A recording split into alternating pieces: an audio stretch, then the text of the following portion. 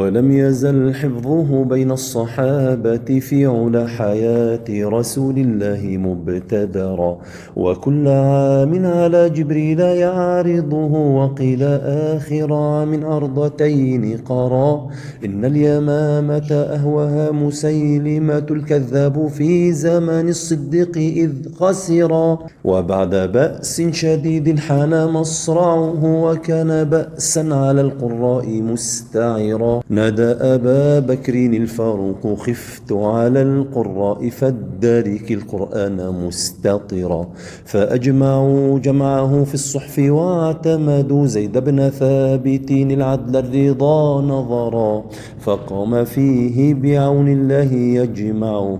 بالنصح والجد والحزم الذي بهر من كل أوجهه، حتى استتم له بالأحرف السبعة العليا كما اشتهر. فأمسك الصحف الصديق ثم إلى الفاروق أسلمها لما قضى العمر، وعند حفصة كانت بعد فاختلف القراء فاعتزلوا في أحرف زمارا، وكان في بعض مغزهم مشاهدهم حذيفة فرأى في خلفهم عبرا، فجاء عثمان مذعورا فقال له أخاف أن يخلطوا فأدرك البشرا، فاستحضر الصحف الأولى التي جمعت وخص زيدا ومن قريشه نفر، على لسان قريش فاكتبوه كما على الرسول به إنزاله انتشرا، فجردوه كما يهوى كتابته ما فيه شكل ولا نقط فيحتجرا،